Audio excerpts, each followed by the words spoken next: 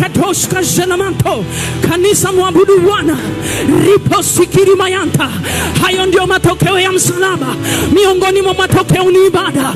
Ripo sekeri mayanta. Lebra Katoshka Jelamanto. Riandorobo sikiri mayanta ribosa. Nyanyua mikono yako juu mwabudu Bwana. Biblia inasema painurieni patakatifu mikono yenu. Ndio dhabihu tunayoitoa jioni ya leo. Rapa sekeri payanta. Lebra Katoshka Jelamanto. Lebra zonda ribo sikiri mayanta. Hatuna Mungu mwingine. Mbinguni hakuna, duniani hakuna, na kuzimu hakuna. Kwenye makabila yetu tumejaribu lakini hatujaona. Ripo sikiri mayanta. Lebra Katoshka Jelamanta. We worship you our Father. Renarabako tererekata. Rakaterereko taraka. Endelea kumwabudu Bwana. Rapa sikiri mayanta. Ripo koria masikiri mayanta. Kiwango chako cha upendo kinaonekana kwenye ibada. Ripo saka rapayanta. Lebra Katoshka Jelamanto. Ripa sekeri mayanta. Wacha malango ya kuzimu ijue ibada niliyobaki nayo ni ya kwako. Ripo sikiri mayanta. Miungu ya baba yangu ijue ibada niliyobaki nayo ni ya kwako. Ripo saka rapa sekeri kanto. Rapa sikiri mayanta. Mwabudu Bwana wa mabwana, falme wa wafalme. Ripo sikiri mayanta. Aliyechinjwa Yesu Kristo akaninunua mimi, akakununua na wewe. Rapa sikiri mayanta. Wazee 24 hawana maneno, wanasema wewe ni mtakatifu. Ripo sikiri mayanta. Lebra Katoshka Jelamanto. Endelea kumwabudu Bwana. Risokoto romosaya. Karabashikiri mayanta ribosa. Unapokosa maneno machozi yatakusaidia. Unapokosa maneno magoti yatakusaidia. Unapokosa maneno rasakatata. Ripaseke rapashikiri mayanta. Oria masikiri mayanta. Uhuru wa kuabudu tuliupata msalabani. Rapasaka rapayanta. Riposaka rapayanta. Rapashakata. Ripokoria masaya. Wakati wanatolea miungu ibada, tunakutolea wewe ibada. Wakati wanasujudu pengine, rapaseke riposhakata. Rakasiki mayanta. Rapasaka ramayanta. Rikokoro mosata. Korobo shikatanda. Risakara makora. Risikikirianda. Raposaka ramayanta. Endelea kumwabudu Bwana. Shakatarabakosa. Endelea kumwabudu Bwana. Usisubiri kushurutishwa kumwabudu. Risakarisokoto. Mahali ambapo moyo wako unaweza kukutana na Bwana ni kwenye eneo la ibada. Rishakatatara. Karima kotoria bakata. Riasakatara makora. Riasenderebosaya. Kwenye agano la kale walisaidiwa. Agano jipya tumepewa kibali. Rasekatara bakora. Rasekatara bakora. Riashanta kalamasota. Ndio maana ya pazia kupasuka. Mwabudu Bwana. Rapakosa katara. Rapakosa katara. Shakatala masota. We worship your Father. We bless your holy name. Ribasho kotara katiro rosa. Rinata katia teka. Kwa lugha yako unaweza kumwabudu Bwana. Kwa maneno yako unaweza kumwabudu Bwana.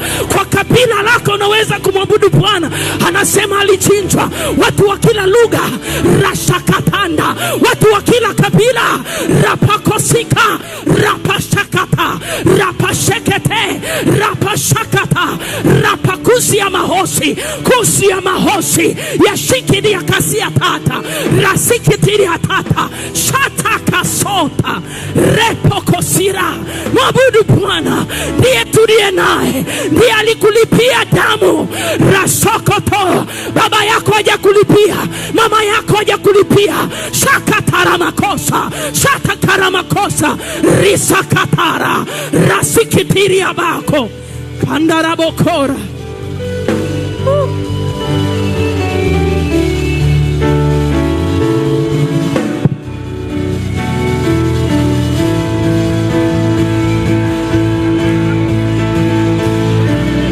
Yesu na kuabudu.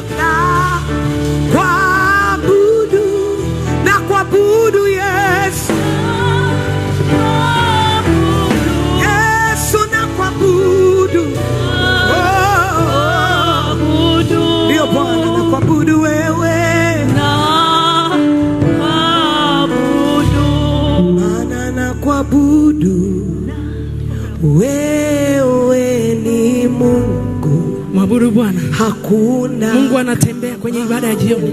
Rishanda rabakosa. Wewe ni mfalme. Umeketi mahali pa juu palipo inuka. Wewe ni mfalme na kuabudu. Wewe ni Mungu, hakuna kama wewe. Wewe ni mfalme. Sekeretete. Umeketi mahali pa juu palipo inuka. Wewe ni mfalme.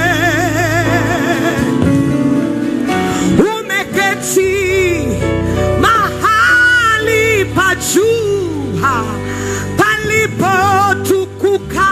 Seketaraba. Wewe ni mfalme. Mwambie Bwana na kuabudu.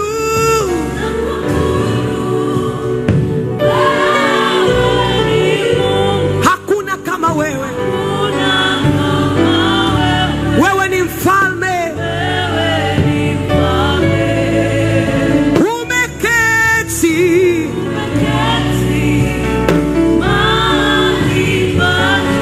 palipo. Yesu, wewe ni mfalme. Mwambie kwa imani, Yesu na kuabudu. Wewe ni Mungu. Hakuna kama wewe. Wewe ni mfalme. Yesu umeketi. Ye Baba sana. Wewe ni mfalme. Wewe ni mfalme. Mpe Yesu makofi yake. Mpe Yesu makofi yake. Nasema ni ya Yesu. Nasema ni ya Yesu. Raboshenderebosaya. Nasema makofi ni ya Yesu, mpatie ni ya kwake. Shandarabakora masandarabasaya. Korobo shandarabasaya. Katika jina la Yesu Kristo, mwana Mungu aliye hai. Amen. Karibu kae katika jina la Yesu. Bwana Yesu asifiwe. Wasalimu kwa jina la Yesu. Nakwambia Yesu anakupenda. Nakwambia tena Yesu anakupenda. Nakwambia tena Yesu anakupenda. Narudia Yesu anakupenda. Narudia tena Yesu anakupenda. Sema asante Yesu kwa kunipenda. Haleluya. Bwana Yesu asifiwe. Nisikilize mwana wa Mungu, nikwambie. Cha pekee unachoweza kumfanya Mungu aache kiti chake cha enzi, aache kusikiliza ibada ya mbinguni, ni ibada yako. Bwana asifiwe sana. Naomba nikwambie, wakati tunafundisha, malaika wanaabudu, maserafi wanaabudu, makerubi wanaabudu. Bwana asifiwe. Haleluya. Yes. Wenye uhai wanne wako. Lakini ili tuweze kuwa overtake wale wanaoabudu kwenye kiti cha enzi, sio maombi. I'm telling you, not maombi. Ili uweze kuchukua attention ya Mungu, yote ni ibada. Hauwezi kuchukua attention ya Mungu kwa kuomba, unaichukua kwa ibada. Haujaelewa? Kwa sababu watu wengi wanaamini kwenye kuomba kuliko kwenye kumwabudu Bwana. But let me tell you this. Maombi wanatumwa malaika. Ibada anakuja peke yake. Malaika haruhusiwi kugusa. Bwana asifiwe. Maana yake wakija nao wataabudu na nyie. Hawahusiki kuchukua chochote. Ibada anashuka peke yake. Mahali ambapo moyo wa mwanadamu unakutana na Mungu direct ni ibada. Bwana asifiwe sana.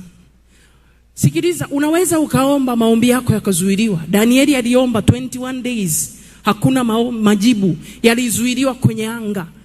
Na mkuu wa mfalme wa Uajemi alishuka Gabrieli, kapigana ile vita siku 21. Hakuweza kumshinda huyo mfalme hapo juu wa Uajemi. Alivyokuja Mikaeli akamwambia, shuka, nenda, peleka ujumbe, mimi nabaki kupigana, wewe nenda. Maana yake walipokezana vita. Alimuona jamaa yeye ni wa ujumbe, uzoefu wa vita hana kama yeye. Kwa hiyo alivyoshuka akamwambia, nenda niachie vita.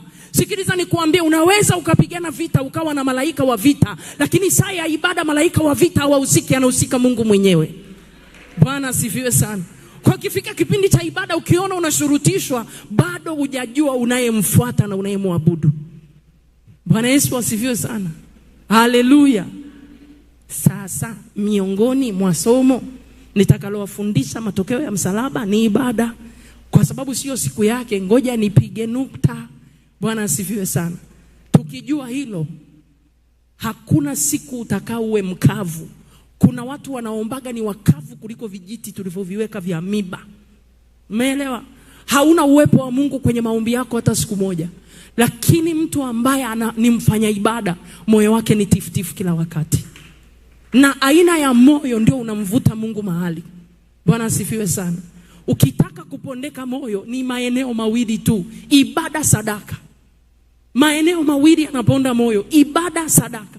Ndio maana Mungu ukiona anataka sana sadaka kwako, hana haja na pesa, ana haja na moyo. Ukiona wewe utoi sadaka, my dear, bila kuambiwa na mtu, moyo wako ni mgumu. Hiyo toka nayo. Sema Florence aliniambia, nikiona naimbiwa eneo la ibada na sadaka, my dear, moyo ni mgumu. Kilainisho cha moyo, ibada plus sadaka, iziko tu moyo uliopondeka. Hiyo ndio equation peke yake. Ukiona Mungu anataka sana umtolee, Mungu ana shida sana na moyo wako kuliko pesa yako. Bwana asifiwe sana. Ukiona Mungu anataka sana ibada kwako, Mungu ana shida na moyo wako, sio kitu kingine. Na Biblia inatuambia tujitoe, tuwe dhabihu. Maana huwezi kumwabudu Mungu usipofanyika ibada. Nukta. Somo la leo. Bwana asifiwe. Kuna watu wanasema, mwalimu ungeendelea kidogo tu. Turudi nyuma. Bwana asifiwe sana. Tunakutana kwenye ibada, tunatafuta matokeo ya msalaba, ndio tugundue wapi tupo nyuma. Bwana asifiwe sana. Sitafundisha vipengele vingi. Viko vipengele vingi, lakini nitafundisha vipengele vikuu 3 au 4. Bwana asifiwe sana. Haleluya. Haleluya. Natamani paka Ijumaa Kuu wakati tunasimama mbele za Bwana, Mungu atusaidie. Ukichanganya na combination ya masomo yote mliofundishwa, tunageuka kuwa watu wengine. Haleluya. Combination ya masomo yote, tukisimama mbele za Bwana, Mungu tuone yale matokeo ya msalaba. Tuone ule utukufu ambao hujawahi kuona wa matokeo ya msalaba. Maana tunaishi chini ya kiwango cha utukufu wa Mungu. Watu wengi sana wanatafuta vitu vingi, lakini tunaishi chini ya kiwango cha utukufu Mungu aliotuandalia. Sometimes hata wengine labda tunahudumu chini ya kiwango, kwa sababu hatuutambui utukufu ambao unatakiwa upatikane kwenye matokeo ya msalaba. Bwana asifiwe sana. Haleluya. Kichwa chetu cha somo walikuwepo jana, matokeo ya kazi ya msalaba. Kipengele kile cha namba 1 ya Kirumi nilikuambia ni rahisi kuandika, unaandika 1, alafu unaichorea moja ndogo, unachorea mstari kwa kama unachorea mstari. Kuna wale watu walikuwa wanachapwaga kwa sababu hawanaga rula siku zote, na ukicheza vibaya ukienda na rula mpya wanakuibia. Kwa hiyo wewe chorea mstari na mkono chini, chorea mstari na mkono juu, inakuwa ni namba 1 ya Kirumi. Bwana asifiwe sana. Tulianza alichokifanya Mungu msalabani, ni kufunua pendo lake kwetu. Tulisoma kile kitabu cha Yohana Mtakatifu sura ya 3 mstari wa 16, lakini nisaidie nisirudie, kwa sababu nikirudia nitaenda sana. Yohana 3:16 ni mstari ambao tuliuzoea, kwa maana jinsi Mungu aliupenda ulimwengu hata akamtoa mwanawe pekee, ili kila muaminie asipotee bali awe na uzima wa milele. Anasema kwa maana jinsi hii, anaelezea. Alafu akasema aliupenda ulimwengu, anaeleza sababu ya kuupenda ulimwengu. Maana sababu ya kupenda ni kutoa. Bwana asifiwe sana. Narudi, anasema kwa maana jinsi hii Mungu aliupenda ulimwengu. Alafu anasema hata akamtoa mwanawe pekee, ili kila mtu amwaminie asipotee, bali awe na uzima wa milele. Maana yake anaeleza sababu ya Mungu kupenda ulimwengu ndio ilimfanya kutoa. Bwana asifiwe sana. Maana yake mtoaji lazima awe na sababu, na sababu kuu ya mtoaji ni upendo. Umenielewa? Mtoaji lazima awe na nini? Sababu. Na sababu kuu ya mtoa sadaka ni upendo. Na wa kwanza kutoa ni Mungu. Bwana asifiwe sana. Ndio maana mtoa sadaka asiye na upendo, yani ataburutwa na Mungu tu atapenda. Maana yake kitakachomshurutisha kupenda sio kwa sababu anapenda. Kiwango cha sadaka anachotoa ndio kiwango cha moyo wake unameguka. Umesahau hazina ya mtu ilipo ndipo na moyo wake utakapokuwepo. So Mungu akihitaji sadaka, hahitaji sadaka, anahitaji kuumega moyo. Bwana asifiwe sana. Tulisoma kile kitabu cha Yohana 15:13. Anasema hakuna aliye na upendo mwingi kuliko huu, hata mtu kutoa uhai wake kwa ajili ya rafiki zake. Nikakuonyesha kabisa pendo la Mungu kwetu alilidhihirisha kwa njia ya kumtoa Yesu Kristo. Na wote tuliookoka, hakuna hata mmoja wetu alifanya bidii akaokolewa. Hakuna hata mmoja wetu alitoa sadaka akaokolewa. Hakuna hata mmoja wetu alionekana na matendo mema akapata wokovu. Ukija kufanya calculation, wengi sisi, mimi na ngoja niongelee mimi, wenda ikawa mimi ndio nilikuwa mbaya kuliko wengine, so Mungu akawahi kuniokoa. Bwana asifiwe sana. Haleluya. Kwa hiyo ndio maana anasema wokovu ni kwa kitu kinaitwa neema, si kwa matendo, na mtu awaye yote asije akajisifu. Bwana asifiwe sana. Sasa kwa sababu wokovu ni kipawa cha neema, ni kwa sababu ya neema, Biblia inasema si kwa matendo, mtu awaye yote asije akafanya nini? Akajisifu. Sasa tutakuja kuangalia tena kwa nini unaokoka ndio una struggle kuliko ambao hawajaokoka. Sentensi inasikika? Ni swali la kujiuliza, matokeo ya msalaba. Kwa nini umeokoka una struggle kuliko ambao hawajaokoka? Maana yake still hujatambua kitu kinaitwa nguvu ya neema. Bwana asifiwe sana. Haleluya. Maana yake neema, maana yake unasaidiwa, ni kitu unapewa bure bila kukifanyia kazi.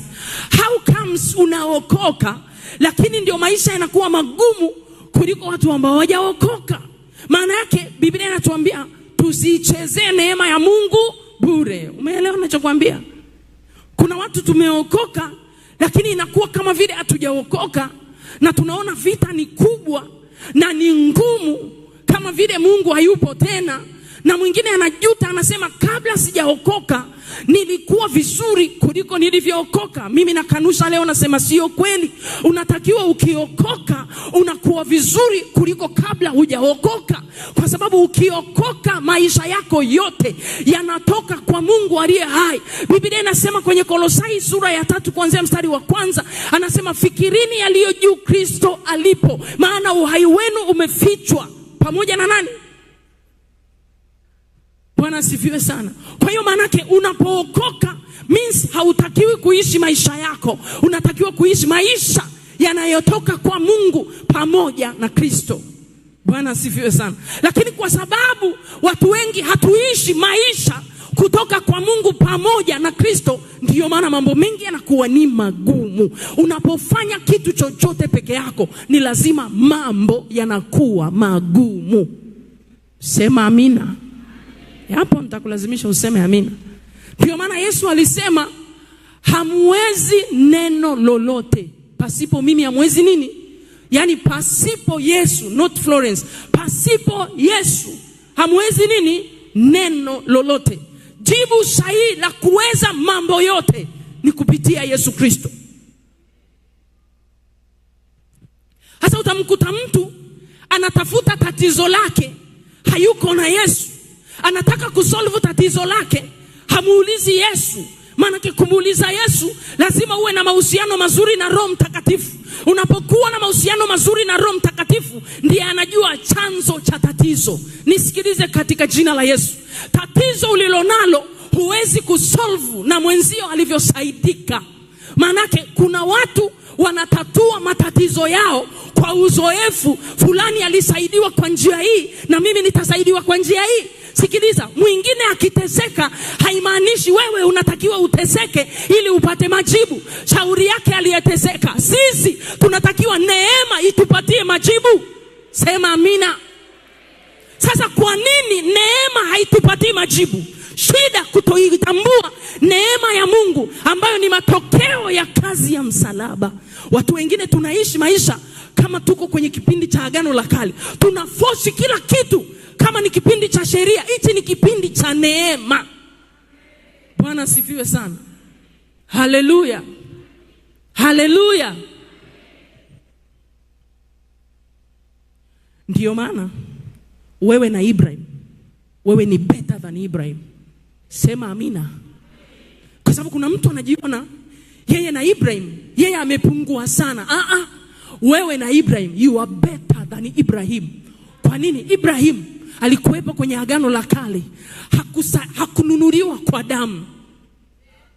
Umenielewa? Ndiyo maana baraka zake zilitegemea damu ya mwanae, lakini baraka zako hazitegemei damu ya mtoto wako, damu ya baba yako, damu ya mama yako, zinategemea damu ya Yesu. Sasa kuna mtu akisoma Biblia, akimtazama Ibrahim, anaweza akahubiriwa Ibrahim, akajiona ni mdogo kuliko Ibrahim. Hapana, sisi ni wakuu kuliko Ibrahim. Maisha yetu yanatakiwa yawe mazuri kuliko Ibrahim. Hatuna cha ziada cha kufanya ili tuweze kupata vitu bora kuliko Ibrahim. Sadaka ya damu ya Yesu inatosheleza. Sema amina. Nitakuja kukufundisha kingine tena. Bwana sifiwe. Haleluya. Mbona unaniangalia tena? Bwana asifiwe. Kwa kuna mtu yuko hapa akimwangalia Esther, anamuona Esther is better than her. Who told you we are better than Esther? Wanawake wote mlioko hapa, we are better than Esther. Hujasikia? Nasema wanawake wote tulioko mahali hapa, we are better than Esther. Esther alikuwa anatenda kazi bila Roho Mtakatifu. Sisi tuna Roho Mtakatifu ndani. Sisi tunatenda na Yesu ndani yetu. Sisi tuna Mungu. Wanyonge tu wanasema wewe hujajua fimbo ya dhahabu. Sikiliza, Esther alikuwa anasubiri fimbo ya Ahasuero. Sisi tuna fimbo ya Bwana wetu Yesu Kristo. Lazima ujijue. Sema amina. Hata kama uamini, sema amina, itakuja. Alafu unamwambia Mungu nisaidie kutokuamini kwangu.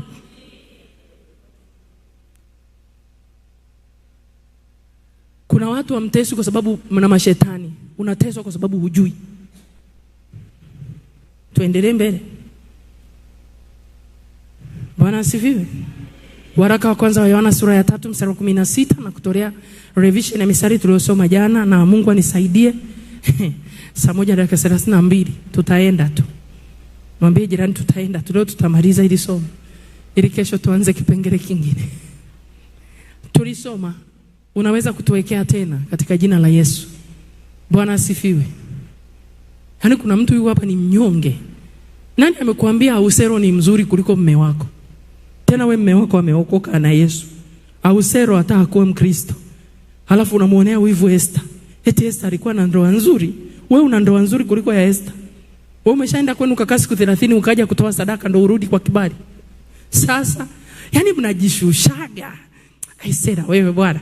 Mwambie jirani, acha kujishusha. Na sio kiburi. Kuna mtu sana kana kuaga na kakiburi. Kujua kuna kuweka huru. Biblia inasema mtaifahamu kweli na hiyo kweli itatuweka huru. Na unamkuta mtu anaangalia movie ya Esther, Queen Esther. Akimwona Queen Esther alivyo kwenye movie ni mzuri, kakidada kakiindi. Nani amekwambia utakutaga muhindi mbaya mbaya? Na lazima actress achaguliwe mzuri. Sasa wewe haimaanishi umezaliwa Mbozi useme wewe ufanani na Esther. Yesome Biblia. Sijasema watu wa Mbozi. Haimaanishi umezaliwa Mbozi unajiona wewe si kama Esther. You are better than Esther. Una Yesu ndani yako. Amina. Wewe ni kiti cha Mungu aliye hai. Amen. Pata na ujasiri na maombi yako yatabadilika katika jina la Yesu. Haya, anasema katika hili tumelifahamu pendo, kwa kuwa yeye aliutoa uhai wake kwa ajili yetu. Imetupasa na sisi kutoa uhai wetu kwa ajili ya hao ndugu. Jana nilikwambia tunapaswa kujitoa kwa ajili ya watu. Uwezi kujitoa kwa mtu yoyote kama umpendi. Kinachokupa kujitoa ni kiwango cha upendo ulicho nacho. Na nilikwambia hatutumii upendo wetu wenyewe. Tunapookoka hatutumii upendo wetu wa kibinadamu. Tunapookoka tunakuwa transformed kwa sababu Mungu ni pendo, anakaa ndani yetu. Maana yake hatutautumia upendo wetu kwa jinsi ya kibinadamu, tunautumia upendo wa kimungu. Ndio maana upendo wa kimungu una tabia ya kusamehe hata wale waliokukosea. Upendo wa kibinadamu unahesabu mabaya. Upendo wa kimungu unaweza kumsaidia hata aliyekuwa adui yako. Umenielewa? Upendo wa kibinadamu unakuambia aliyekudharau achana naye. Upendo wa kimungu unakuambia samehe na kusahau. Upendo wa kimungu tunajua aliye na Kristo ni spiritual portal ya kubeba baraka za wengine. Bwana asifiwe sana. Ni kituo cha kubeba baraka za wengine. Maanake unaweza kubeba hata baraka za adui zako. Bwana asifiwe sana. Maanake tunapookoka hautakiwi kuutumia upendo wako. Ukiona bado unautumia upendo wako binafsi, una tatizo. Biblia inasema kwenye Warumi 5:5, na pendo la Kristo limekwisha kumimina ndani yetu kwa njia ya Roho Mtakatifu. Unapompokea Yesu Kristo kuwa Bwana na Mwokozi, zawadi ya kwanza kabla ya karama na vipawa, anakuja yeye mwenyewe, Mungu ambaye ni pendo. Kwa hiyo zawadi ya kwanza kwa mtu aliyempokea Yesu sio kunena kwa lugha, ni upendo. Na ndio tunda kuu la Roho Mtakatifu. Huwezi kuwa na matunda mengine ukose upendo. Tunda la Roho Mtakatifu, upendo, ndio mama ya matunda yote. Bwana asifiwe sana. Huwezi kuniambia wewe ni mvumilivu una upendo. Huwezi kuniambia wewe unafadhili una upendo. Haiwezekani. Bwana asifiwe sana. Maanake tunda linaloitwa upendo ndio linazaa uvumilivu, utu wema, kiasi, fadhili. Umenielewa? Na mtu mwenye upendo hastruggle sana kuomba ili ajibiwe. Mwenye upendo anajibiwa haraka. Maanake upendo ni kivutio cha Mungu kwenda mahali. Umenielewa? Upendo ni kivutio cha Mungu kutenda kazi na mtu yoyote. Ndio maana nasemaga hata sisi watumishi wa Mungu, kabla hujatafuta sana upako, chunguza moyo. Usitafute upako kama una upendo. Huduma ya Yesu Kristo ilitenda kazi na kitu kinaitwa upendo. Bwana asifiwe sana. Sema amina hata kama hutaki. Bwana asifiwe. Okay. Haya, sisi tunaonyeshaje upendo? Ndio jana tuliishia hapo. Na ndipo tunapoanzia. Namba 1. Tuwekee kitabu kile cha Kumbukumbu la Torati 6:5. Kumbukumbu la Torati 6:5. Kwanza kabisa unaonyeshaje upendo? Huwezi kutuonyesha sisi upendo kama umpendi Mungu. Anasema hivi, nawe mpende Bwana Mungu wako kwa moyo wako wote, na kwa roho yako yote, na kwa nguvu zako zote. Nyie jamani, mwambie jirani, hapa ndipo penye hekima. Bwana asifiwe. Hakuna mtu hapa ukimuuliza unampenda Mungu, umpendi Mungu. Wangapi wanampenda Mungu? Hakuna mtu ataweka mkono chini. Hata shetani anampenda Mungu. Mimi nakwambia hata shetani anampenda nani? Kamuulize kipindi cha Ayubu. Kama alikuwa mpendi Mungu, alienda kufanya nini wakati kusanyiko la Mungu limejikusanya? Na shetani akafanya nini? Akaenda. Wakati Mungu anaongea na watoto wake, akashangaa mwamba mweusi na mapembe yake. Akamwambia, mkubwa, maana kesho mkuu tena, mkubwa huko unafanya nini tena? Akamwambia, nimetoka huko mjini kuzurura. Ndio maana wazururaji wote ni upande wa shetani. Huwezi kuniambia wewe unazurura. Yaani naenda leo kuzurura Kariakoo. Means umechukua kipengele cha shetani. Mzururaji wa pekee ni shetani tu. Mwambie jirani yako acha lugha ya shetani. Eti ngoja nikazurure. Nasema mzururaji pekee ni shetani. Mmenielewa? Kwa hiyo hata shetani, mtafute jambazi anataka kuuawa, unampenda shetani, unampenda Mungu, atasema nampenda Mungu. Kwa hiyo kwa maneno hautothibitishi unampenda Mungu. vitendo vyako vinamuonyesha Mungu mwenyewe unampenda. Amina. Kumbukumbu la Torati 11:1. Unavyosema unampenda Mungu, maana yake Mungu anataka nafasi ya kwanza kwenye kila kitu chako. Nafasi ya ngapi? Put him first. Put him first, Bwana asifiwe. In the beginning, God. Bwana asifiwe sana. Kila kitu unachokifanya ni nani? Mungu kwanza. Wangapi tunampaga Mungu nafasi? Wengi. Usimdanganye, na shetani yuko hapa. Usimdanganye Mungu. Wangapi? Mimi sitaki unyooshe mkono usitende dhambi, wala usimuonyeshe jirani yako uongo. Wangapi tujiangalie tunampaga Mungu nafasi ya kwanza? Je, ukiamka asubuhi ni Mungu kwanza au unacheki message zako za usiku na missing call? Message na missing call. Ni Mungu kwanza kabla hujashusha mguu chini? Ni Mungu kwanza? Wewe ukiamka mke na mume, ni Mungu kwanza au unamwambia na wewe ulikuwa unakoroma sana usiku? Ni Mungu kwanza? Na kuna watu wakiamka asubuhi na gubu, hebu amka nifanyie haraka. Hata kama amekugusa, jikaushe. Sema maneno mawili kwa Mungu kwanza, yeye awe wa pili. Bwana asifiwe sana. Haleluya. Mimi nikiamkaga, yani hata kama nikisikia na mama naitwa, siitiki. Hata kama ni mume wangu ananiita, najikausha kwanza. Namsalimia Mungu. Bwana asifiwe. Naanzaga, good morning my Father. Good morning my Master Jesus. Then good morning Holy Ghost. Alafu nageuka. Alafu naweza nikamsalimia na yeye Kichaga. Lakini nimeanza na nani? Mungu. Bwana asifiwe sana. Na ninamalizia, namwambia I love you Jesus. Naendelea na safari. Yawe anatoka moyoni. Mengineyo sikuambii. Kuna mtu anatoka nalo hapa, kuanzia kesho atanikoma. Yule mtu, yule Mnyakyusa akinikodolea macho, namsalimia Yesu Kizungu, good morning.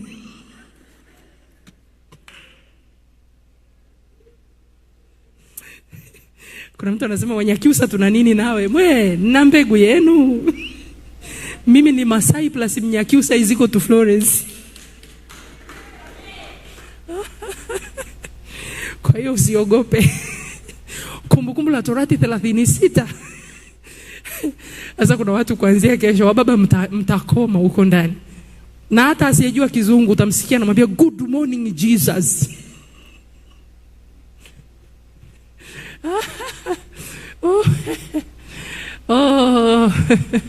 Mwingine anasema huyu alipata maji. Nilifundishwa na Roho Mtakatifu kabla sijajua cha Benihini. Ndio maana changu kinaenda kwenye utu mara ngapi? 3. Halafu mimi namsalimia Yesu kama bosi wangu. Bwana asifiwe sana. Okay, Kumbukumbu la Torati 36. Bwana Mungu wako atautahiri moyo wako na moyo wa uzao wako, ili umpende. Ili ufanye nini? Umpende Bwana Mungu wako kwa moyo wako wote na kwa roho yako yote, upate kuwa hai. Maana yake hakuna kumpenda Mungu bila tohara. Umesikia sentensi iliyosema? Hakuna kumpenda Mungu bila tohara ya moyo. Tohara ni nini? Tunasikiaga vijana wakifika umri fulani wanafanyiwa tohara. Tohara ni hali ya kuondolewa uchafu. Tohara ni hali ya kuondolewa kisichofaa na kubakishwa kinachofaa. Bwana asifiwe sana. Kwa tukisema tohara ya moyo, anayefanya tohara ni Mungu mwenyewe. Ndiyo maana wafanya ibada, maombi ya kukaribia, ndiyo kitu kinaweza kukufanyia tohara haraka. Sema amina. Maombi ya kumkaribia Bwana, kwa kadiri unagusana na uwepo wa Mungu, ndivyo unafanyiwa tohara. Maana uwepo wa Mungu ni moto. Unapopita ndani yako, unaondoa chochote kisichofaa, na hakiwezi kuanza kuondoa nje, kinaanza kuondoa ndani. Bwana asifiwe sana. Haleluya. Kwa hiyo kumbe huwezi kumpenda Mungu kwa viwango vinavyostahili mpaka tohara. Na saa nyingine si tu kwenye uwepo wa Mungu ndio unafanyiwa tohara. Hata mapito mengine yanatupa tohara. Kwa kuna mapito utamuomba Mungu ayaondoe, hata yaondoa, kwa sababu mapito ni sehemu ya kukutengeneza. Si kila mtu ataondolewa kwenye pito alilo nalo. Yakifika majira unaweza ukasahau kwamba hata nilikuwa siombi tena. Automatically ukaondolewa kwenye pito ulilo nalo. Lakini tabia nyingi ya mapito, namba 1 ni kukutengeneza wewe. Namba 2 ni kumfunua Mungu. Mmenielewa ninachokisema? Haleluya. Kwa hiyo kuna mapito mengine Mungu anayaruhusu kwetu kwa makusudi kabisa. Tafuta kila mtu aliyesimama na Mungu, kila mtu aliyetolewa mahali fulani na Mungu. Nenda kamuulize umefikaje hapo. Mwingine anaweza akacheka, mwingine anaweza akalia. Kwa nini? Hajui aseme nini. Bwana sifiwe sana. Haleluya. Nilikuwa naongea na kaka yangu, alikuwa ananileta kanisani. Nikamwambia kama Mungu ameweza kunisaidia mimi, hakuna mwanadamu atakayeweza kulia kwa Mungu na Mungu asimsaidie. Hakuna. Bwana sifiwe. Nikamwambia unajua mtu aliyeachwa katikati ya msitu, haoni mbele, haoni nyuma, haoni kushoto, haoni kulia, na hapo ulipopasimama hupaamini, unaweza ukazama. Ndivyo nilivyokuwa. Kama Mungu alinisaidia, hata wewe anaweza kukusaidia. Kama Mungu alinitoa, hata wewe anaweza kunitoa. Lakini nikuambie, kuna wakati hata kutoa kwa urahisi. Kuna wakati anatumia pito ulilonalo kama mwalimu wako, pito ulilonalo kama fundi wa kukutengeneza. Bwana asifiwe sana. Pito ulilonalo kama polish. Bwana asifiwe sana. Kila anayekuona pito ulilonalo analitumia kama chumvi, anakutengenezea nini? Uwe na ladha. Biblia inasema sisi ni chumvi ya ulimwengu. Unapotoka hapo, kuna mahali unaweza kuwasaidia wengi, unafanyika chumvi. Na tabia ya chumvi si tu kuweka ladha. Chumvi watu wa zamani walikuwa wanaitumia sana, hata si zamani tu, hata wanaovua samaki. Kuna wengine samaki wanavuliwa, wanapakwa chumvi nyingi, wanakaushwa. Chumvi ina tabia kupreserve, inahifadhi kitu kisiharibike. Kwa hiyo anakufanya chumvi, hata unapopita mahali pengine huwezi kuharibika. Bwana asifiwe sana. Kwa hiyo usifikiri Mungu atakutahiri moyo in the soft way. Hata tohara haiwagi rahisi. Kwa wale walifanyiwa tohara za kimila, kuna makabila yalikuwa yanafanyiwa tohara na jiwe. Jamani, hata mke wa Musa alimtahiri mtoto wake Zipora. Hakumtahiri mtoto wake na kisu. Alitumia jiwe. Bwana sifiwe sana. Kwa hiyo kuna kiwango cha upendo hutakifikia kwa Mungu mpaka tohara ya moyo. Bwana sifiwe sana. Mbona hujasema amen hapo?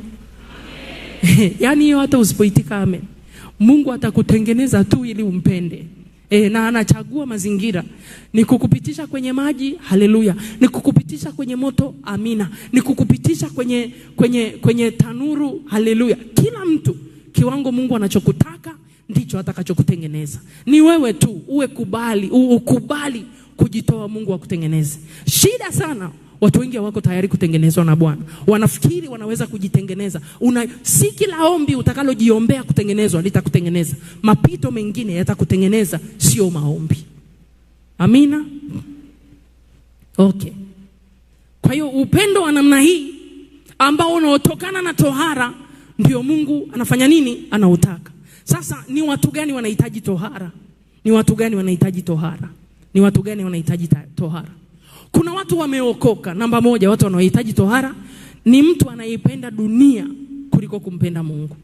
Na nikisema mtu anayependa dunia kuliko Mungu, haimaanishi yeye ni wa dunia.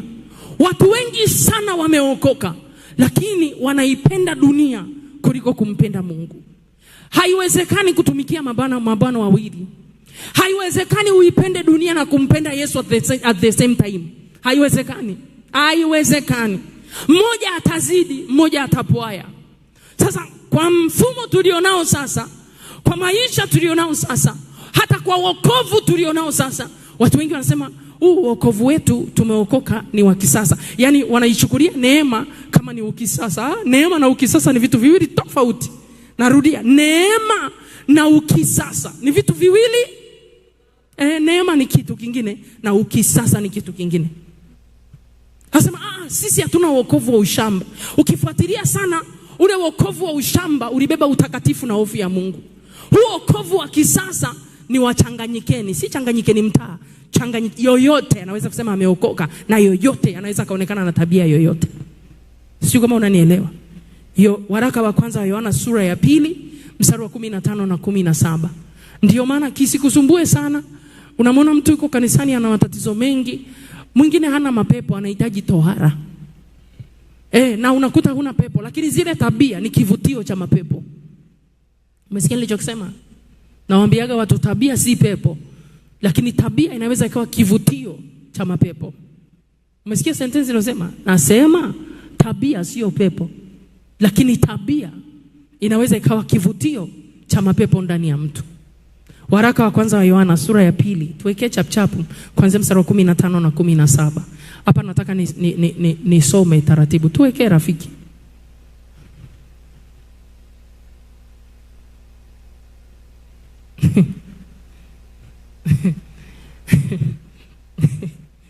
Aya tusome.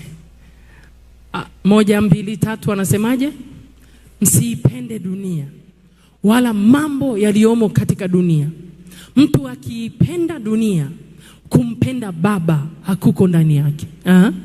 Maana kila kilichomo duniani, yani tamaa ya mwili na tamaa ya macho na kiburi cha uzima, havitokani na Baba, bali vyatokana na dunia. Na dunia inapita pamoja na tamaa zake, bali yeye ayafanyaye mapenzi ya Mungu adumu hata milele. Ndio mwisho Umeona Umeona? Turudishe kule kwenye mstari wa 15. Nirudishe mstari wa 15. Ngoja tusome wote tena kwa nguvu. 1, 2, 3.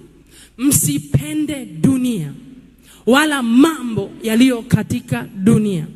Mtu akiipenda dunia, kumpenda Baba hakumo ndani yake. Nukta. Tutulie hapo.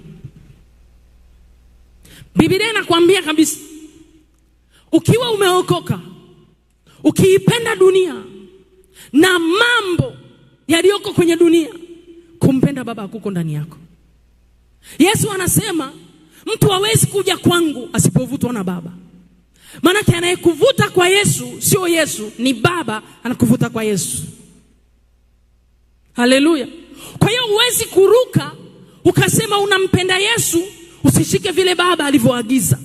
Ambavyo aliagiza wapi? Alimuagiza Yesu atufundishe na atusemeshe. Amina. Sasa kuna mtu anaweza akasema mimi siipendi dunia, lakini anapenda vitu vya dunia, anapenda tabia za dunia. Lazima iwepo tofauti na tabia za dunia na tabia za Mungu. Watu wa Mungu wawe na tabia za Mungu. Tabia za Mungu unazipata wapi? Kupitia Roho Mtakatifu. Bwana asifiwe sana. Narudia, watu wa dunia, ni lazima kuwe na tofauti ya watu wa dunia na watu wa Mungu. Usemi mpaka mwenendo lazima tuwe tofauti. Umenielewa ninachokisema? Yaani kila kitu lazima tuwe tofauti. Kwani Petro wa kwanza 1:16 na 17 anasemaje? Hebu tuwekee. Petro wa kwanza sura ya kwanza mstari wa 16 na 17 anasema iweni watakatifu. Umenielewa? Iweni nini? Watakatifu kama yeye aliyewaita alivyo nani? Mtakatifu. Kwa hiyo tabia za watu wa Mungu namba 1 ni utakatifu. Watu wengi wanasema haiwezekani kuwa mtakatifu. Kama Mungu aliona kwenye kitabu cha Zaburi, tazama watakatifu wangu walioko duniani ndio bora, ndio ninaopendezwa nao. Means hata kipindi hichi tunaweza kutembea na utakatifu. Utakatifu ni nini? Kuacha dhambi, kukataa dhambi, kukaa mbali na dhambi.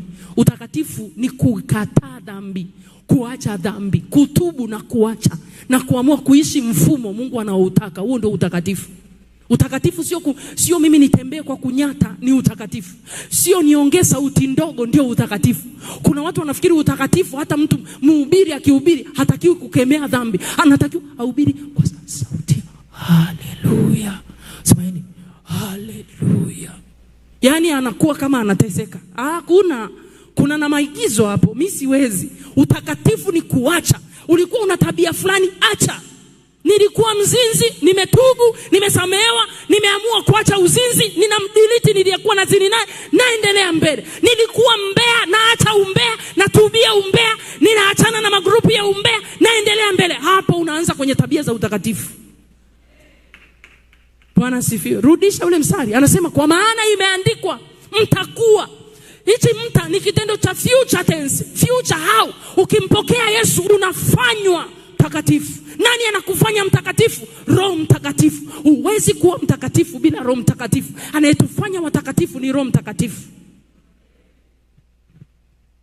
Nisikilize nikwambie, kuna vitu tukibadilika hatutakuwa tunakimbizana na shetani. Shetani anatukimbia. Ifike mahali wa Kristo shetani na sisi hatukimbie. Tunamkimbiza shetani kila siku. Sisi lini akituona atakimbia?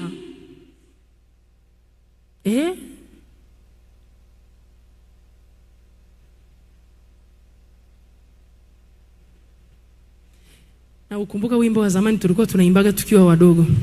Bwana Yesu ndiye kimbilio langu, shetani akiniona anatetemeka, anatetemeka, anatetemeka, anatetemeka, anatetemeka. Sasa hivi hatuna ujasiri wa kuimba hizo nyimbo, maana sisi tukimuona tuna te. Na ukikuta wa mama na vitambaa vyao vya kichwa na mafuta yao ya vaselini, mwenye shanti yupo anang'ara kwa upako. Sasa tunang'ara kwa mafuta. Kuna mafuta ya Roho Mtakatifu yanamng'arisha mtu. Sema amina. Yani unafanya skin care while your skin is don't care.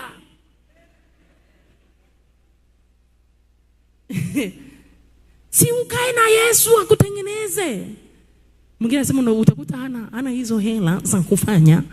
Yeah, because I don't have, nita stay with the Holy Ghost. Then nikija yako wapi yale mambo yaliyokuwepo zamani? Yalikuwa yanatufanya tumtamani mama fulani, yalikuwa yanatutamani tumtamani bibi fulani.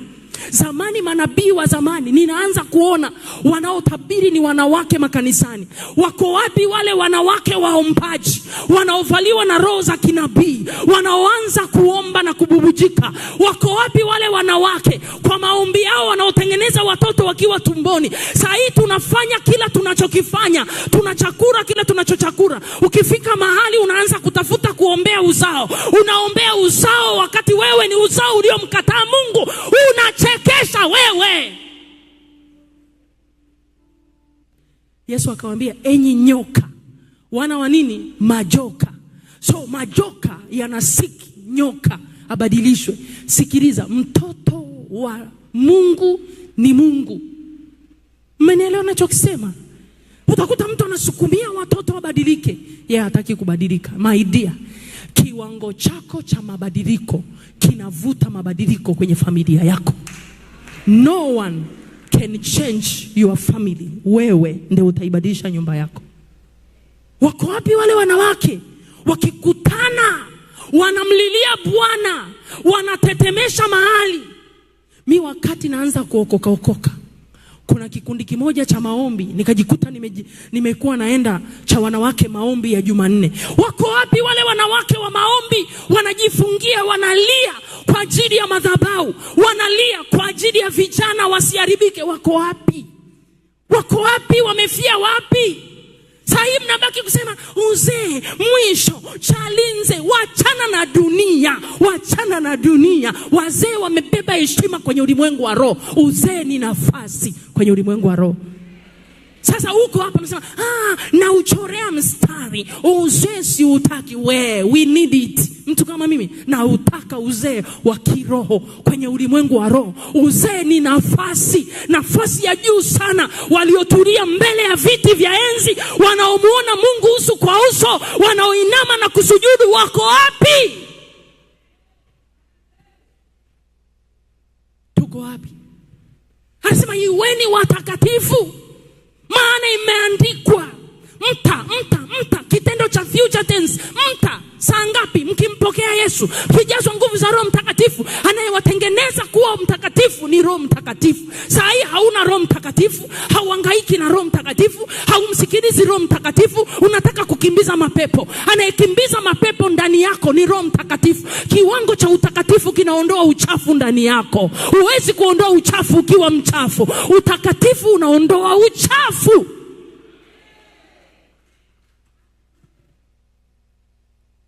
Najiosha. Wapi? Acha vitu vya kuacha, acha vitu vya kubadilika, badilika. Sema amina. Nasema amina. Nasema amina. Nasema amina. Kwa kuna vitu tunahitaji ili kuona utukufu wa Mungu uliokusudiwa kwenye msalaba, kupitisha msalabani. Na upo, sio haupo, sio tunautarajia, upo ili udhihirike. Bwana sifiwe sana. Haleluya. Dawa ya huyu mtu anaipenda dunia ni ageuzwe na kufanywa upya ndani yake. Dawa ni kugeuzwa. Ni wewe ukubali Mungu akugeuze. Uache ubaya. Penye ubaya, acha ubaya. Ubaya hauombewi, ubaya unaachwa. Dhambi haiombewi, dhambi inaachwa. Na uzuri wa Mungu kuna msamaha. Lakini hatusomagi mstari mmoja. Niweke Kutoka 32:33. Watu wengi sana waliookoka wanaishi kwa ujasiri kana kwamba hata Yesu akija wanaondoka. Tunasahau kuna saa parapanda italia. Kuna saa kanisa linatakiwa kunyakuliwa. Kuna saa yako ya mwisho na Bwana. Usiishi kama una miaka mingi. Ishi kama ndio mwisho wako leo. Anything can happen. Amina. Tunaomtumainia Bwana, tunaishi kwa matumaini kila wakati tukijitakasa.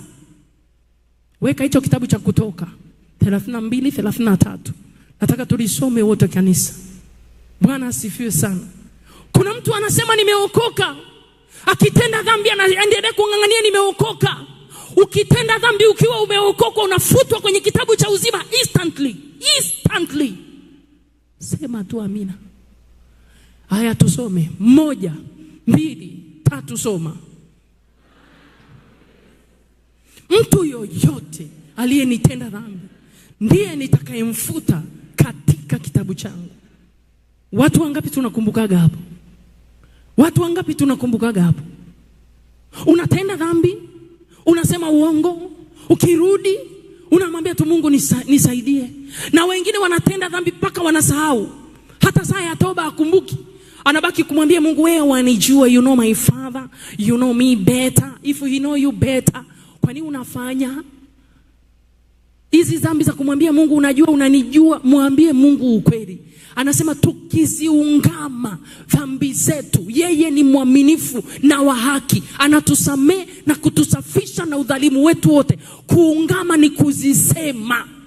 Usimwambie Mungu unazijua, unamficha wakati anazijua. Mungu anasubiri umwambie dhambi yako, umwambie unisamee, nilisema uongo, niliiba kazini, niliongeza hela kwenye risiti, niliruka kulipa kodi, niliiba fungu la 10. Mwambie ukweli. Usimwambie Mungu natubu dhambi zangu ninazozijua na sizozijua. Usizozijua baki nazo, utakutana nazo kwa moto. Usizozijua kaa nazo zifiche, utakutana nazo kwa nini? Kwa fire. Tubu sahi, geuka sahi, tengeneza sahi. Huwezi kushangilia msalaba usipotambua thamani ya msalaba ambao ni msamaha wa dhambi na kuiacha dhambi. Amina. Huwezi. Ndio maana msalaba unakuwa kama vile unabatilika kwa watu wengine. Nguvu ya msalaba inakuwa haionekani, sio kweli, ipo. Amina. Mbona mmepoa sasa?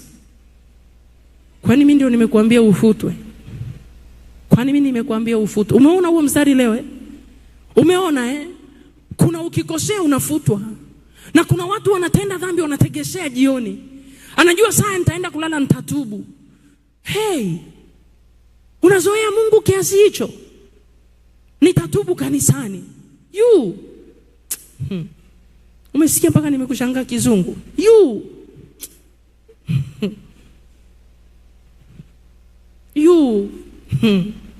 Haya, unatamani kutembea na Mungu? Badilika. Mungu ni mtakatifu. Anakaa mahali patakatifu.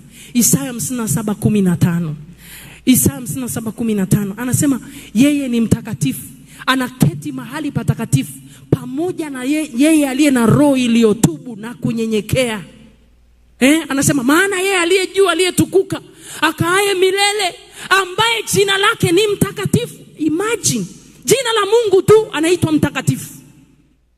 Jina la Mungu tu anaitwa nani? Takatifu. Asema hivi, nakaa mimi mahali palipoinuka, palipo patakatifu. Mungu akai mahali pachafu. Ukitaka Mungu akae ndani yako, mtengenezee kiti kinachoitwa utakatifu ndani. Narudia, ukitaka Mungu akae ndani yako, mtengenezee kiti kinaitwa utakatifu. Nisikilize, kisikusumbue dhambi ulizozitenda. Amua kuacha na kutubu na kugeuka, atakuja kukaa katika jina la Yesu. Anasema mahali palipoinuka, palipo patakatifu. Tena malizia mstari. Tena malizia mstari huo. Hujamaliza? Umeruka. Tunajua maandiko. Tena pamoja na yeye aliye na roho iliyotubu na kunyenyekea. Angalia sababu ya kumkalisha Mungu, ili kuzifufua roho za wanyenyekevu. Maanake toba ya kweli inapatikana kwa wanyenyekevu. Asiye mnyenyekevu hawezi kufanya toba ya kweli. Na toba ya kweli ni ipi? Kutubu na kuacha na kugeuka. Hapo utahangaika kumwambia Yesu njoo, Yesu njoo. Yesu sio mvua umuite. Anakuja kulingana na vile ulivyo ndani. Bwana asifiwe sana. Haleluya. Haleluya. Weka Kutoka 25:8. Weka Kutoka 25:8. Weka Kutoka 25:8. Anasema nao, tusome wote 1 2 3 tusome. Nao na wanifanyie patakatifu, ili nipate kukaa kati yao. Kiti cha Mungu kinaitwa utakatifu ndani yako. Bwana asifiwe sana. Anasema na wanifanyie nini? Patakatifu, nipate kukaa kati yao. Mungu anadai kiti chake ndani yako. Amua kubadilika. Bwana asifiwe sana. Hivi jana niliwaambia tena, kuna mtu anasema, yaani unajua madhabahu za kwetu zina nguvu sana yaani zina nguvu, yaani anasifia. Ni kuambia leo nabatilisha hiyo kauli kwenye hii madhabahu katika jina la Yesu. Hakuna madhabahu ya ukoo wowote, hakuna madhabahu iliyotengenezwa na mwanadamu yoyote ina nguvu kuliko Mungu aliye hai. Hakuna, na haitakaa itokee tena. Haipo. Haipo. Haipo. Nasema mbele za Mungu Baba, Yesu na Roho Mtakatifu ananisikia, haipo na haitakaa itokee katika jina la Yesu. Haipo. Madhabahu ya Mungu ina nguvu. Yaani kuna mtu yuko hapa anasema, mimi nang'ang'ana kuzivunja madhabahu, hazivunjiki. Who told you? Nani kakwambia hiyo kitu? Nani kakwambia madhabahu haivunjikagi? Yaani nyie bwana, afu muda mdogo. Huwezi kuvunja madhabahu yoyote kama wewe hujafanyika madhabahu ya Mungu. Kinachovunja madhabahu sio maneno. Madhabahu inavunjwa na madhabahu. Na kabla hujajenga madhabahu na sadaka ya pesa, wewe ni sadaka ya kwanza inayotakiwa kufanyika madhabahu. Wewe ukishafanyika madhabahu ya Mungu, ndio unaweza kuharibu madhabahu. Hutaweza kuharibu kila kitu. Mungu anakunasua. Umeelewa ninachokusemesha? Hutaweza kuharibu madhabahu za ukoo mzima. Wewe Mungu anakutoa, anakuattach na madhabahu ya Mungu aliye hai. Simple. Very simple. Nasema hivi, ni very simple. Shida ni nini? Hutaki kuwa attached na Mungu wewe. Ndio maana unaona vita ni nini? Kubwa. Vita sio kubwa. Tukubali kubadilika. Tukubali kumpa Mungu kiti ndani. Tukubali kuishi maisha matakatifu. Tunashinda. Haleluya. Haleluya.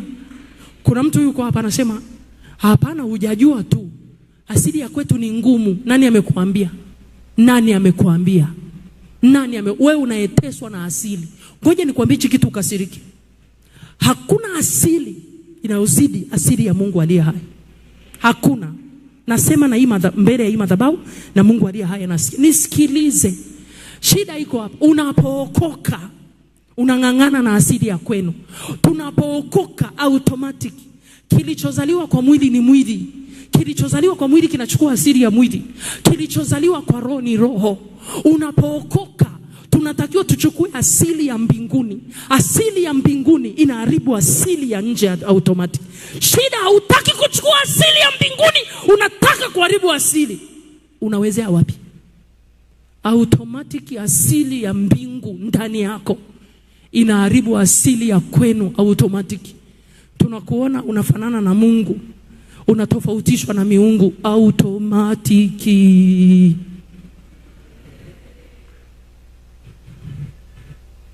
Unasema wale waliabudu miungu. Ili ushinde ibada za miungu, lazima wewe umwabudu Mungu katika roho na kweli. Na lazima ufanyike ibada. Yani kanuni, ni kanuni. My dear, kanuni. Sema amina. Vitu vya Mungu havitumia akili na nguvu za kibinadamu. Kila kitu kimefichwa hapa. Hata hicho nilichokuambia, naweza nikakuonyesha kila kitu kwa maandiko na kwa ushahidi. Mimi Mungu kanisaidia. Sema amina hata kama uamini. Alafu sema Mungu nisaidie kutokuamini kwangu. Bado upo umeondoka? Unaachaje sasa? Na kitu kinauma namna hii. Na kuna mtu yuko hapa anajua anateseka. Wewe badilika uone kama Mungu hajakusaidia. Nisikilize niwaambie. Usiende kuchakura dhambi. Alafu unakuja kuchosha watu wa kuombee.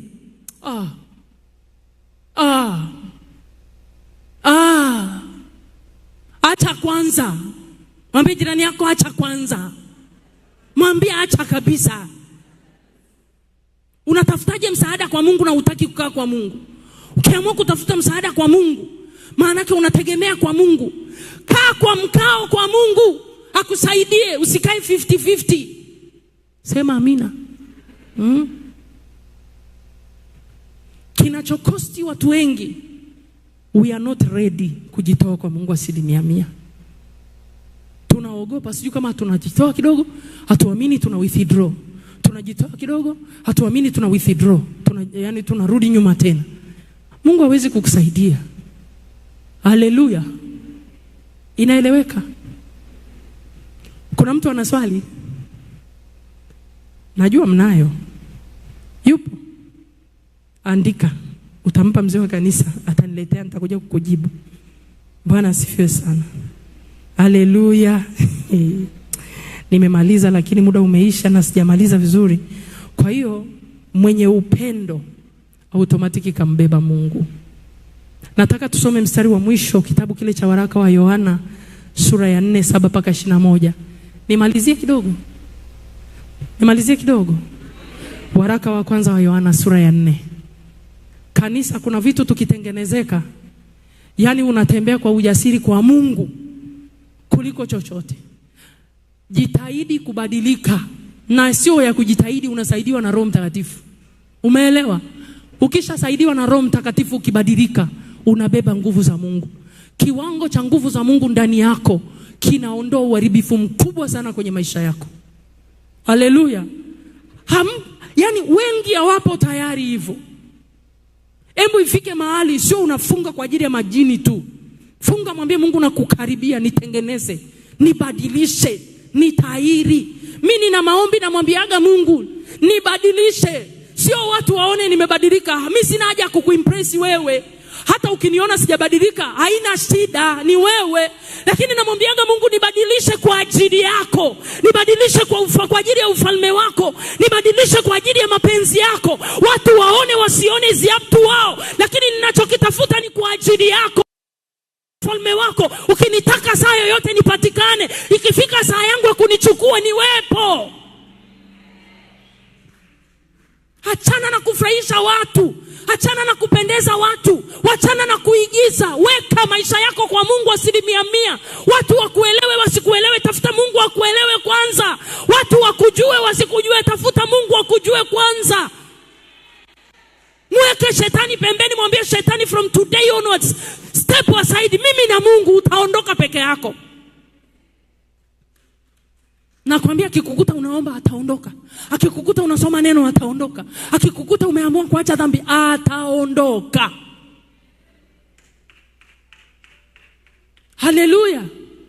Shida kuna mtu anataka fulani aone nimebadilika, fulani anijue, fulani awakusaidie. Hatuna msaada. Mwenye msaada peke yake ni Mungu. Nasema hata kama ni Mungu, ni mtu anatakiwa kukusaidia. Mungu anakuchukua wewe, anakuweka kwenye moyo wa mtu, ndio yule mtu anakusaidia. So, tengeneza na Mungu. Hujasoma kwenye Mithali? Mtu akipatana na Mungu hata adui zake anawapatanisha nao. Wewe unataka kuimpress watu, unaweza kumaliza watu wewe? Tafuta kwa Mungu. Yaani watu wajue na mimi sasa hivi nimebadilika. Let them know kwamba nimeokoka, praise God. We usieti kwa Mungu. Waraka wa kwanza wa Yohana 4:7-21. Wengine watasema wananiombea hapa siku ziwe forwarded. Ifike tusikie kapotea. Sipotei kwanza ndio tumalizie. Kanisa mpo? Hakuna injili ngumu sisi wa Kristo tunaichukia kama kuambiwa kubadilika. Narudia tena. Hakuna injili ngumu wa Kristo wanachukia kama kuambiwa kubadilika. Kwa sababu anataka asaidiwe akiwa na maovu yake, akiwa na dhambi zake, na azifiche na asaidiwe kuficha. Hakuna kuficha, tengeneza. Waraka wa kwanza wa Yohana 4:7-21. Anasema wapenzi. Nani anatakiwa kupenda? Mimi na wewe. Tuliangalia tunatakiwa tohara ya moyo, na mtu asiye na upendo anahitaji nini? Tohara. Eti kuna mtu yuko hapa hampendi mtu kabisa, hapendi jirani zake, hapendi ndugu zake. Alafu anasubiri Mungu amjibu. Utakanyagia. Badilika tu. Anasema wapenzi na mpendane, kwa kuwa pendo latoka kwa Mungu. Na kila apendaye. Soma hiyo sentence. Hivi kwanza kwa nini nasoma mwenyewe? 1, 2, 3 tusome. Wapenzi na mpendane, kwa kuwa pendo latoka kwa Mungu. Na kila apendaye amezaliwa na Mungu, naye amjua Mungu. Nukta. Sikiliza. Kwa hiyo mtu yoyote mwenye upendo amezaliwa na Mungu. Mtu yoyote ambaye hana upendo hajazaliwa na Mungu. Rudisha. Nataka tuelewe vizuri. Anasema wapenzi. Imagine Mungu anawaita nini? Wapenzi. Yaani wewe ni mpenzi wa Mungu. Alafu anasema mpendane. Maana upendo unatoka kwa nani? Maana asiye na upendo hana nani? Very simple. Maana mwenye upendo anamjua nani? Yaani mtu asiye na upendo hawezi kutuambia anamjua nani? Yes. Mstari unaofuata anasema yeye asiyependa hakumjua Mungu, maana Mungu ni upendo. Tuendelee sasa chap. Katika hili pendo la Mungu lilionekana kwetu, kwamba Mungu amemtuma mwanawe pekee ulimwenguni ili apate uzima kwa yeye. Hili ndilo pendo, si kwamba sisi tulimpenda Mungu, bali kwamba yeye alitupenda sisi akamtuma mwanawe kuwa kipatanisho kwa dhambi zetu. Wapenzi, ikiwa Mungu alitupenda sisi hivi, imetupasa na sisi kupendana. Hakuna mtu aliyemwona Mungu wakati wowote. Tukipendana, Mungu ukaa ndani yetu na pendo lake limekamilika ndani yetu. Katika hili tunafahamu ya kuwa tunakaa ndani yake na ndani yetu kwa kuwa ametushirikisha roho wake. Na sisi tumeuona ushuhuda ya kuwa Baba amemtuma mwana kuwa mwokozi wa ulimwengu. Kila akirie kuwa Yesu ni mwana wa Mungu, Mungu ukaa ndani yake na ndani ya Mungu. Nasi tumelifahamu pendo alilonalo Mungu kwetu sisi na kuliamini Mungu ni pendo, naye akae katika pendo ukaa ndani ya Mungu na Mungu ukaa ndani yake.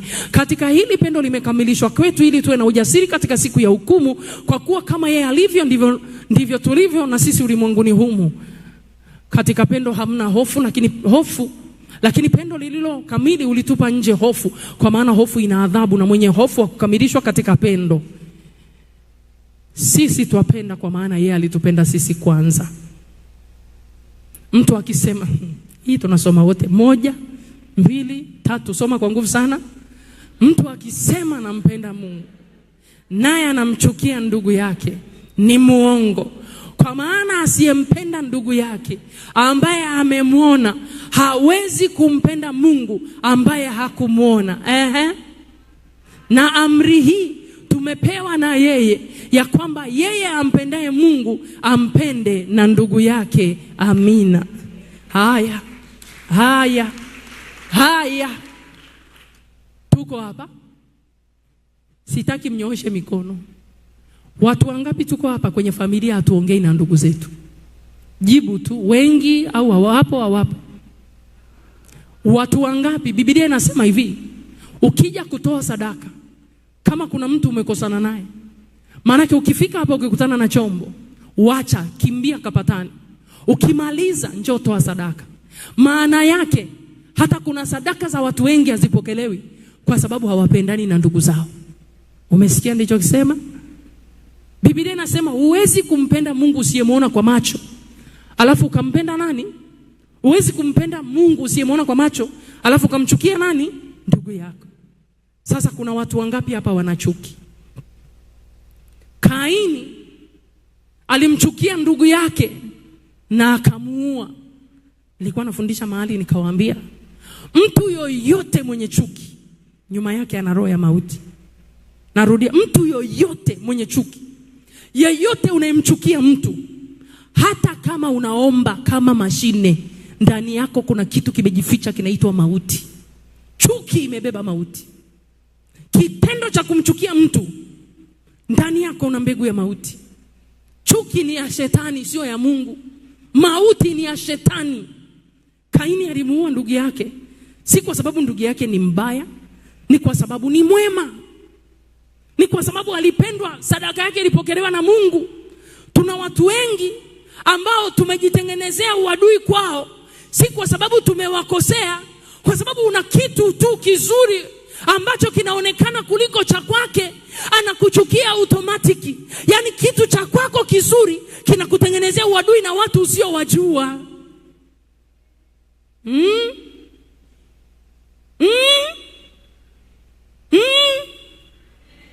Huwezi kusema, maana yake unajua unawachukia wangapi.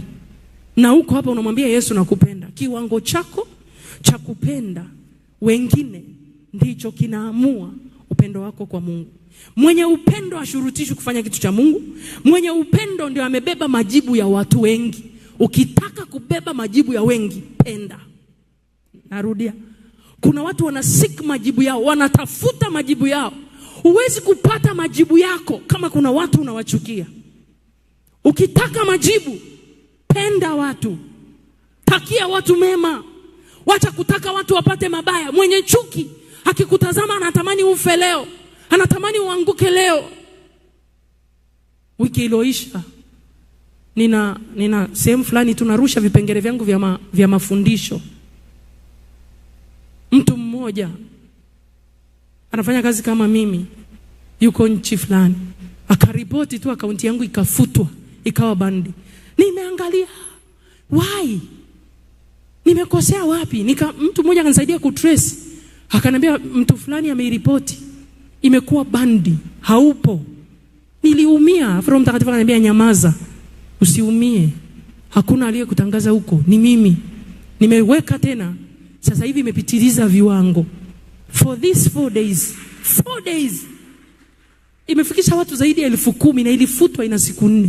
Ilikuwa ina watu wengi. Lakini kitu gani? Simjui. Ananiona kwenye simu. Simjui, sijawahi kumuona. Hatushiriki hata hewa moja katika mazingira yetu ya jamhuri. Simjui. Chuki tu. Anakuona, why this woman? Sio kama unaelewa. Kuna kitu unacho. Kuna mtu anachukia, kwa nini wewe? Yaani kile kwa nini wewe, nyuma yake inaachilia sumu inaitwa mauti. Mungu akuondolee chuki katika jina la Yesu. Mungu akuondolee chuki.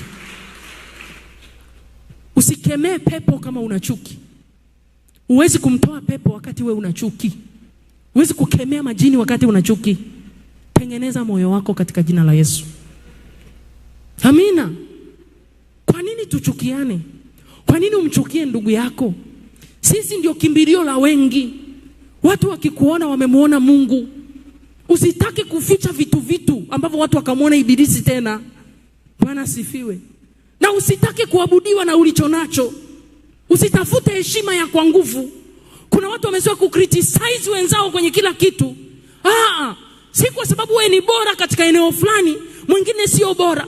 Pale ulipo bora, mwenzio sio bora. Ana ubora mwingine ambao wewe hauna.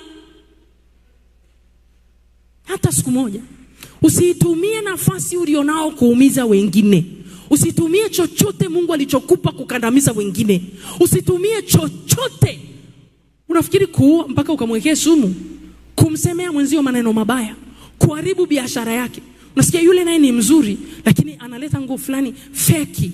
Nguo zake sio nzuri. Ukimuona hivi, lakini yani ukimsikia mtu anasema, yani fulani, unamuona vile? Anaonekana mzuri, lakini mauti anataka kuiweka mauti. Tuache katika jina la Yesu. Ukitaka Mungu akutendee mema, peleka moyo wako Mungu autengenezewe na upendo. Nikwambie hauta struggle kujibiwa maombi. Hauta struggle. Yani unajua mimi nawaambia watu wengi, si kwamba Mungu hataki kukujibu. Kuna vitabia ni kama mfuniko vinazuia majibu. Katika watu Yesu, sijawahi kumuona Yesu akichukia makahaba. Katika watu Yesu alikuwa anasaidia sana ni makahaba. Ni makahaba wangapi Yesu amewasaidia kwenye Biblia? Wengi. Umenielewa? Lakini Yesu alikuwa na ugomvi na watu wanaitwa wanafiki. Alikuwa na ugomvi na watu wanaitwa nini? Anasema enyi waandishi na Mafarisayo. Alafu anaona lile neno analisikia, anasema wanafiki. Ingekuwa ni hapa kanisani unawaambia watu hivyo, si wote wangeondoka. Lakini akicheki ile miamba inaijua Biblia. Unafikiri walikuwa wajui mpaka mtu kufikia cheo cha Farisayo? Cheo cha Farisayo sio kidogo. Maana yake anaijua Torati yote. Tena sio kwa lugha moja, 4, zaidi ya 4. Ndio qualify kuwa nani? Farisayo. Farisayo sio tu jina. Ni nafasi kulingana na kitu fulani ambacho amequalify. Kwa hiyo akiwatazama enyi waandishi na Mafarisayo, maana yake ndio wanaiandika Torati hiyo. Torati hiyo wameisoma, wamekuwa Farisayo. Halafu wanaipindisha na waita wanafiki. Kwani unafikiri vita ya Yesu na wanafiki imeisha? Mpaka sasa wanafiki ni wengi sana. Wewe unafikiri mnafiki ni nani? Mnafiki kaka ni yule anayejua kweli na anajidai haijui kweli. Umenielewa ninachokisema? Mnafiki anajua kweli lakini anajidai afanye nini? Hajui kweli. Let's say umeweka hii simu yako hapa. Mtu akaja akaiba. Tulikuwepo na tumemuona na tunamjua. Wewe umekuja unalia unaulizia simu yako. Na sisi tunajua tukanyamaza. Maana yake nini? Wanafiki. Sasa swali, ugomvi na Yesu na wanafiki haujaisha. Ni watu wangapi hapa mnaifahamu kweli na mnapindisha kweli? Ni watu wangapi mnaijua kweli na mnapindisha kweli? Mnajidai hamjui. Watu wangapi mnaijua dhambi ni mbaya? Ngoja niwaache. Kwa hiyo ugomvi wa Yesu na wanafiki ulikuwa ni mkubwa. Yesu alikuwa tayari kusaidia makahaba. Yesu alikuwa tayari kuwasaidia watoza ushuru. Ndio maana ukimwona mtu mwenye dhambi usimhukumu sana. Anaweza kawa na dhambi kule nje, hajawahi kulisikia neno ambalo unalisikia wewe. Ndio maana kuna wakati Yesu alipita kwenye miji fulani, akasema Korazini, Bethsaida. Nini? Injili mnayohubiriwa Sodoma na Gomora wangeisikia injili, wangaliokoka. Kuna injili unahubiriwa hapa na haubadiliki, na unajidai hutaki kuijui kweli na haubadiliki. Injili hii unayoipata hapa, kuna watu wangeipata, wangesimama na kuwa wazuri kuliko wewe.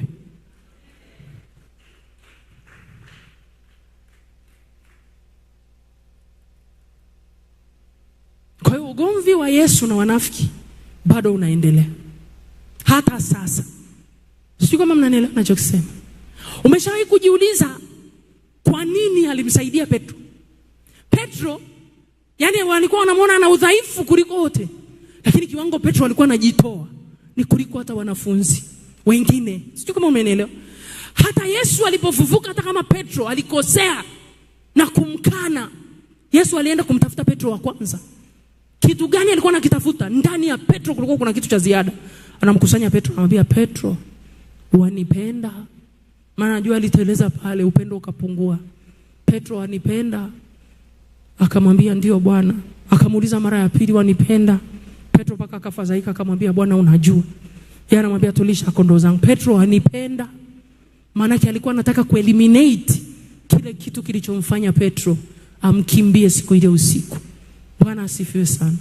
Maana yake alienda kumsaidia. Alimpima Petro kwenye mizani. Aligundua miongoni mwa wanafunzi alionekana mdhaifu sana, lakini ndiye aliyembebesha vitu vingi sana.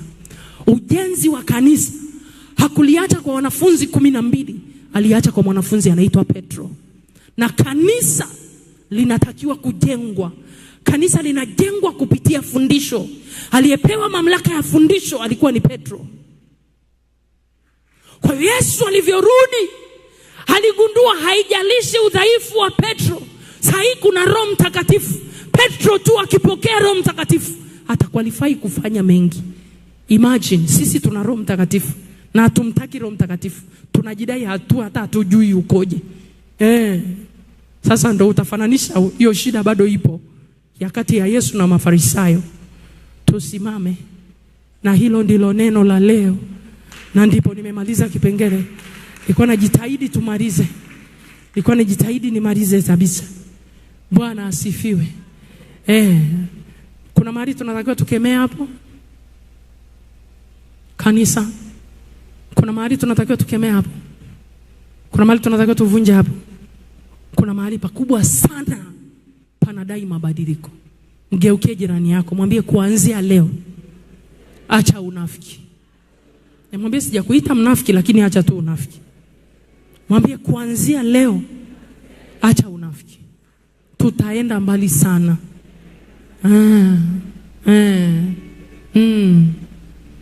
Tuache tu unafiki. Sio kama mnanielewa. Isikilize. Yesu anakupenda, haijalishi dhambi ulio nayo. Matumaini yake na matarajio yake ubadilike tu. Mmenielewa kanisa? Kitu Yesu anataka kwako ni mabadiliko yako. Badilika tu. Bwana asifiwe sana. Nisikilize. Badilika saa hii wakati mlango wa rehema uko wazi. Mlango wa rehema ukifunga, hautakuwa na muda wa kubadilika. Saa hii unahubiriwa badilika, badilika. Mlango wa rehema ukifunga, hakutakuwa na nafasi ya toba wala nafasi ya mabadiliko. Kanisa tupo. Tunachezea sana nafasi ambayo tunapewa na Mungu. Biblia inasema msichezee neema ya Mungu bure. Msichezee neema. Nyanyua mikono yako juu.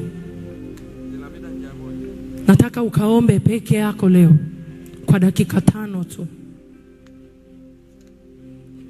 Mungu we, tunakuabudu. Mungu we, tunakuabudu. Bwana wa mabwana, Mfalme tunakuabudu. Mungu wa miungu, Baba tunakuabudu. Mungu wa huruma, sisi tunakuabudu. Tunakuabudu. tunakuabudu.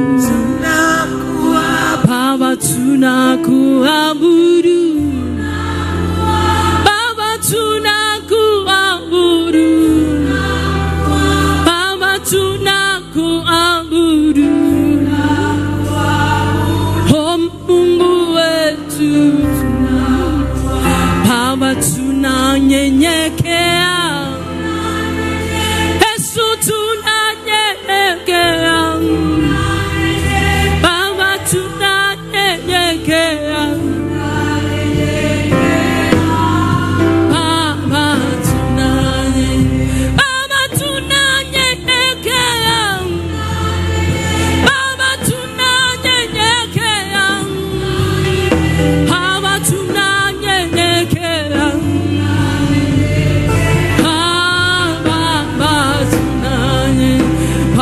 Tunashuka kwako Yesu, tunashuka kwako Baba, tunashuka kwako. Oh Baba, Baba tunashuka kwako Yesu, tunashuka kwako. Oh Baba,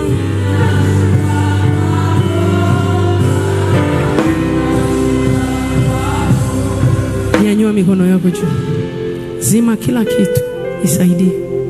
Zima kila kitu. Usiwaeke hata instrument. Funga macho, nyanyua mikono juu. Nataka umtafakari huyu Mungu na njia zako. Biblia inasema zitafakarini njia zenu. Tafakari tu njia zako. Kabla hujatubu, zitafakari njia zako. Jinsi zilivyo kizuizi na kizibo cha kumzuia Mungu kupita. Tafakari tu maisha yako. Mungu huyu anakuambia, na wanifanyie patakatifu nipate kukaa kati yao. Kiwango chako cha kumpenda Mungu ni kiwango chako cha kuamua kuacha mabaya. Biblia inatuambia tunapotenda dhambi tunamsulubisha Yesu mara ya pili. Angalia kiwango unachofanya kumsulubisha Yesu.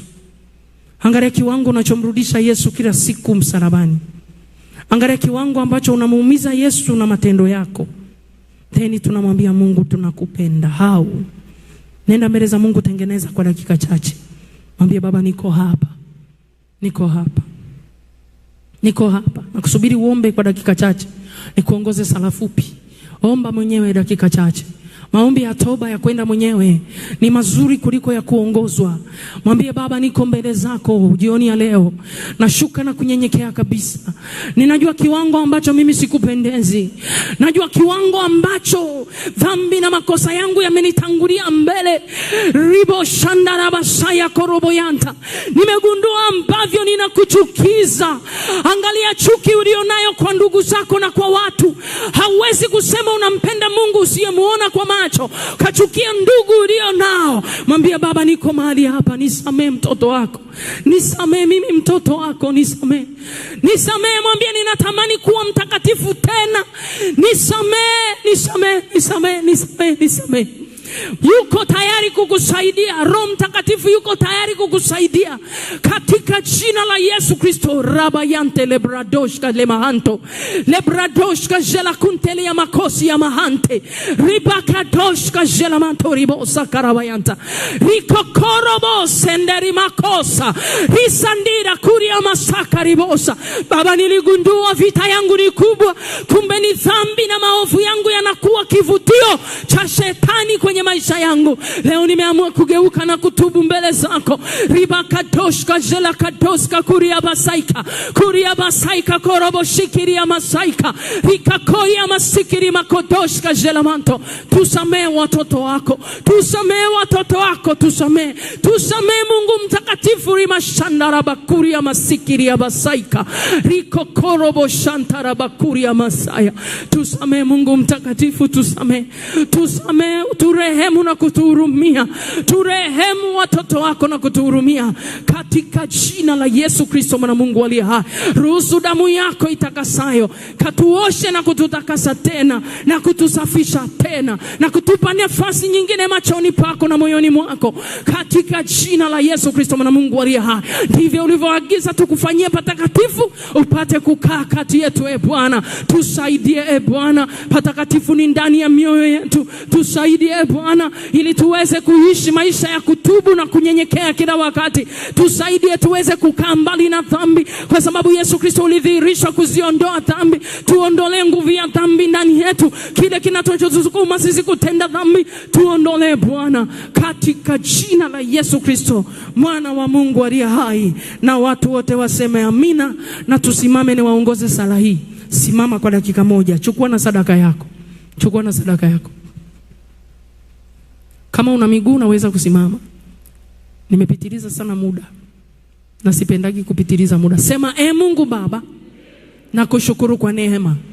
Neno lako linasema mtu yoyote anayekukosa ndiye unayemfuta kwenye kitabu chako. Nimekukosea mara nyingi na kuomba Baba, jioni ya leo unisamehe, unirehemu, unihurumie. Ninakuomba Mungu, dhambi zangu zote na makosa yalionirudisha kwenye kitabu cha hukumu unisamehe. Na kuomba nifute tena kwenye hivyo vitabu vya hukumu. Andika jina langu kwenye kitabu cha uzima cha mwana kondoo. Niachilie nguvu zako ndani yangu zitakazoweza kushinda dhambi. Nipe neema ya kushinda dhambi katika jina la Yesu. Na kuomba Roho Mtakatifu nifundishe, niongoze, niweze kuishi maisha matakatifu katika jina la Yesu. Amen. Baba, asante kwa ajili ya neema yako jioni ya leo. Bariki kila mmoja aliyoko mahali hapa na yule anayetazama. Neema yako ikawafuatilie huko walipo. Neema ya mabadiliko na mageuzi kaende kwenye nyumba zao na kwenye maisha yao. Asante kwa sababu Mungu hutamwacha hata mmoja wala kumpungukia. Bariki kila mmoja kwa ajili ya neema yako, ili ule utukufu wako uliokusudia uweze kudhihirika kwenye maisha yetu katika jina la Yesu. Zile dhambi na makosa vinavyozuia utukufu wako, Mungu tupe neema ya kushinda katika jina la Yesu. Na damu yako takatifu ikaendelee kunena rehema na neema juu yao. Mungu Baba, tumekuja na sadaka kwenye madhabahu. Bariki kila mmoja anayekutolea sadaka hii na zile sadaka za ujenzi zinazoendelea.